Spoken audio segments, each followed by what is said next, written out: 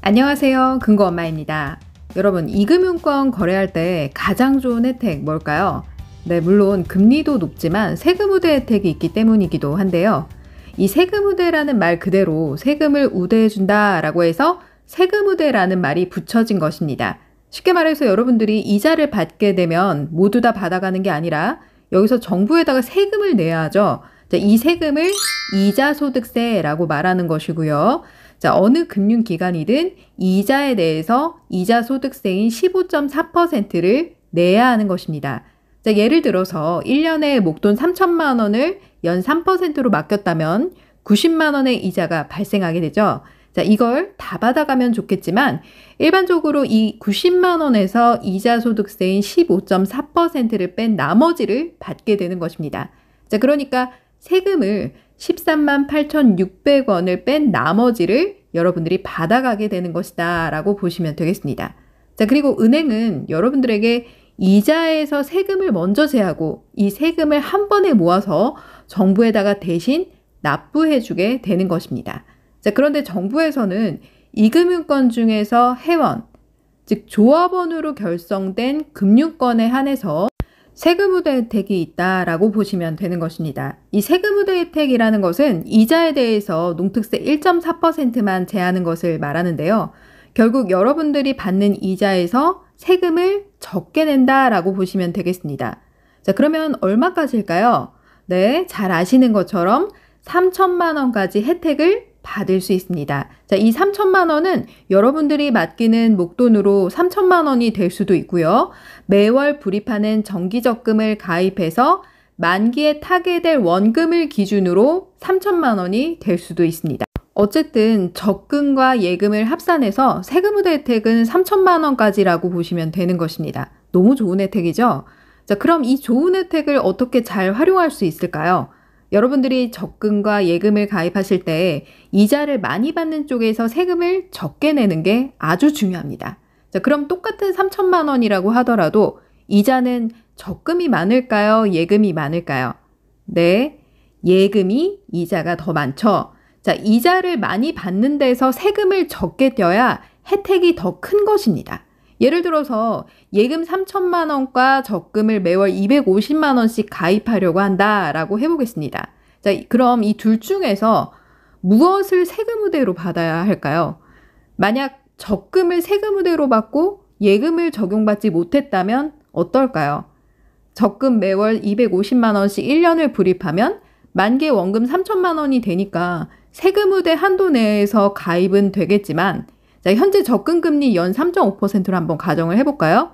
이자는 56만 원 정도 될 겁니다. 자, 여기에서 세금 우대 혜택을 받게 되면 세금을 7,840원만 내면 되는 것입니다. 자, 그리고 세금 우대 혜택 적용을 받지 못한 예금은 1년에 연 3%로 가정을 했을 때 이자가 한 90만 원이 되겠죠.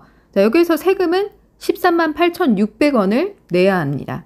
두 개의 세금을 합하면 자, 만기에 14만 6,440원을 정부에다가 세금으로 내야 됩니다. 자, 그런데 반대로 여러분들이 예금을 세금 우대로 받고 적금을 세금 우대로 받지 않았다면 어떻게 될까요? 자, 예금은 세금 우대로 세금을 12,600원만 내면 되는 것이고요.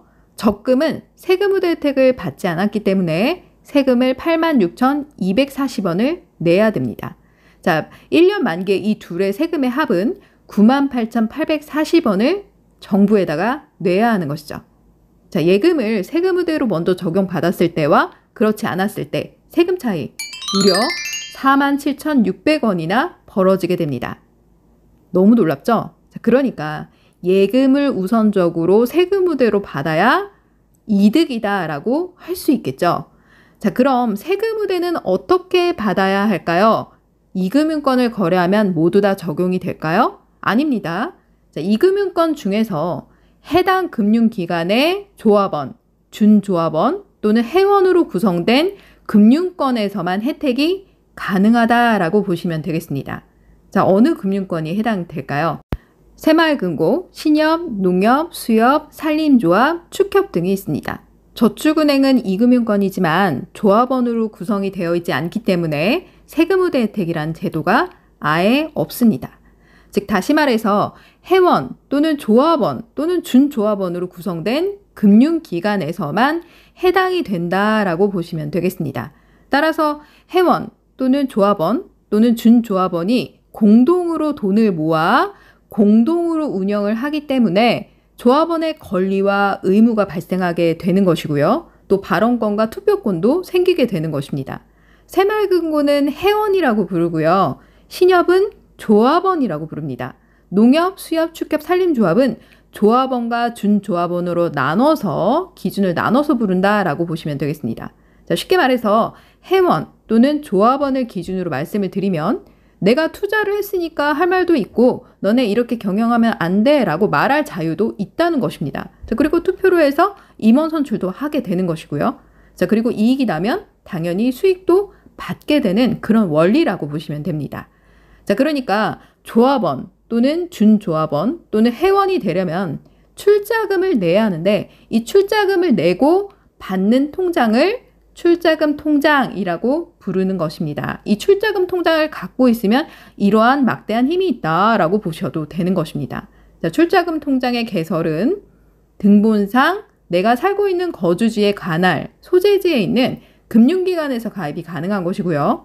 내가 그 지역에 살고 있지 않더라도 직장이 그 지역 관할 소재지라면 가입이 가능합니다. 자, 이때는 사업자 등록증이나 재직증명서를 증빙서류로 내시면 출자금 통장 개설이 가능합니다. 또한 2금융권은 1금융권과 다르게 법인이 각각 운영이 되기 때문에 이 세금부대 혜택을 받으려면 각 법인의 출자금 통장에 가입이 되어 있어야 가능합니다. 자, 아무리 세금부대 혜택 한도가 남아있다고 하더라도 출자금 통장이 없다면 세금부대 혜택은 적용받지 못하는 것이고요. 또 해당 법인의 출자금 통장이 없다면 적용받을 수 없게 되는 것입니다. 예를 들어서 여러분들이 성남시에 살고 있다면 성남 동부 새마을금고 또 성남 중부 새마을금고가 있다라고 해볼게요. 자, 성남 동부 새마을금고에 출자금 통장이 있다고 해서 성남 중부 새마을금고에 가서 세금부대 혜택 받게 해주세요 라고 하면 바로 받을 수가 없어요. 성남 동부 새마을금고 출자금 통장이 있어도 성남 중부 새마을금고에 가서 세금부대 혜택을 받으려면 출자금 통장을 하나 더 만들어야 된다라고 볼 수가 있습니다. 자, 이게 기본이에요. 자, 그런데 2금융권 중에서 유일하게 신협만 이렇게 하지 않고도 출자금 통장 하나만 있다면 간주조합원 제도를 통해서 법인이 다른 신협에서 예금이나 적금 가입하실 때 세금부대 혜택을 받을 수 있습니다. 자, 대신에 가입 시에는 동일하게 관할 거주지 또는 직장 근처에서 개설을 해야 하는 게 원칙입니다. 즉 법인이 다른 신협을 거래할 때 간주조합원으로 등록만 되어 있다면 세금부대 혜택을 동일하게 볼 수 있다라고 보면 되는 것입니다. 자, 그러면 먼저 간주조합원 제도가 뭘까요? 간주조합원은 해당 신협의 출자금 통장이 하나라도 있다라고 하면 법인이 다른 타 신협에 가서 내가 그 신협 거래를 할 테니까 나를 조합원으로 간주해서 거래할 수 있게 해줘 라고 하는 제도다라고 보시면 되는 겁니다. 자, 그런데 여기서 엄청난 혜택이 숨어 있습니다. 바로 타 지역 신협도 간주조합원으로 등록이 가능하기 때문에 세금부대 혜택을 동일하게 받을 수 있다는 것입니다. 자, 신협만 그런 혜택이 숨어 있는 것이죠. 자, 이것이 좋은 이유는 요즘에 은행에 직접 가시는 분들 많으신가요? 별로 없으실 겁니다. 자, 비대면으로 개설하고 해지하는 게 일반적으로 되어버린 시대죠. 따라서 집에서 모바일로 손 하나만 까딱하면 어디가 금리가 높은지 알 수 있는 시대가 되어버렸기 때문에 금리 높은 특정 지역 그리고 금리 높은 곳을 찾아서 가입도 할 수 있고 여기다가 간주조합원 제도를 활용해서 세금부대 혜택까지 받으면 금상첨화가 아닐까라는 생각이 듭니다. 자, 현재는 신협이 금리 높은 상품들이 워낙에 많이 나오기 때문에 타 지역에서 가입을 할 예정이라면 신협 출자금 통장을 동네에서 개설해 둔 게 있다라고 할 경우 간주조합원 제도를 활용해 정기예금을 세금부대로 우선 적용받는 게 유리하다라고 볼 수 있습니다. 자, 그리고 3천만 원 세금부대가 꽉 찼다라고 할 경우에는 어느 금융기관에 맡기든 세금은 동일하게 떼기 때문에 오로지 뭐만 비교하시면 될까요? 금리만 비교하면 됩니다. 자, 그런데 가끔 타 지역 신협을 온뱅크에서 가입하려고 하는데 출자금 통장이 있음에도 불구하고 저율과세 체크가 안 되는 경우가 있습니다. 자, 이 저율과세라는 것은 신협의 이 세금 우대를 가리켜 하는 말인데요. 동일한 말입니다. 표현만 다를 뿐이에요. 자, 그런데 왜 그럴까요? 첫 번째 이유는 자, 신협은 출자금 통장을 개설할 때 신협마다 최소 한자 금액이 모두 다 다릅니다. 자, 어떤 신협은 한자 불이익 금액이 10,000원인가 하면 또 어떤 신협은 한자 불이익 금액이 50,000원이에요. 최소 한자 금액이 그렇습니다. 따라서 내가 가입한 출자금 통장에 10,000원만 기존에 들어있었는데 자, 가입하려는 신협의 출자 한자 기준 금액이 50,000원이라면 어떻게 될까요? 가입이 안 되겠죠. 그러니까 이 최소 한자 금액을 동일하게 맞춰줘야 됩니다. 자, 보통 신협의 출자 한자 금액이 보통 50,000원 정도 되거든요. 그러니까 내가 지금 가입한 신협 출자금 통장에 한 10,000원 정도, 아니 5,000원 정도밖에 없다라고 하면 50,000원 정도는 조금 채워 놓으셔야 어느 신협에서 가입을 하든 여러분들이 저율과세 혜택을 받을 수 있다라고 보시면 될 것 같습니다. 자, 두 번째 이유는 신협마다 자동으로 간주조합원이 등록되어 있는 곳도 있지만 따로 등록을 해줘야 되는 경우도 있습니다. 자, 그러니까 한자 기준 금액이 맞더라도 가입 시 저율과세 체크가 안 된다면 가입하고자 하는 신협에 전화해서 간주조합원으로 등록해 주세요 라고 요청하시면 됩니다. 자, 세 번째 이유는 출자금 좌수도 맞춰졌지만 개설한 지 얼마 안 된 출자금 통장의 경우라면 간주조합원 승인이 되려면 최소 3일에서 5일 정도는 걸려야 되기 때문에 이 승인이 되기 전에 개설을 하고 바로 가입하려고 했기 때문에 저율과세가 안 뜨는 경우가 있습니다. 따라서 그럴 경우 바로 예금이나 적금을 가입할 예정이니까 간주조합원으로 승인 처리를 할 수 있게 바로 해달라라고 해당 개설한 신협에 얘기하시면 되겠습니다. 자, 이렇게 해서 오늘은 그 세금 우대 혜택을 받는 꿀팁에 대해서 알아보았습니다. 여러분 오늘 어떠신가요? 좀 도움이 되셨나요? 도움이 되셨다면 좋아요, 구독하기, 알람 버튼 눌러주시고 블로그 금고 엄마의 금융 이야기 네이버에서 검색을 하시면요. 이웃 맺기 있습니다. 이웃 맺기 버튼 눌러서 정보를 또 받아가실 수 있습니다. 자, 블로그에는 자, 이런 것들도 올리지만 다른 금융 뭐 상품이라던가 아니면은 정보라던가 이런 거를 가끔 올리니까요. 그런 것도 같이 보시면 좀 도움이 되지 않을까라는 생각이 듭니다. 자, 주말 잘 보내시고요. 자, 봄나들이도 하시고 마음의 여유를 가져보시길 바랍니다. 감사합니다.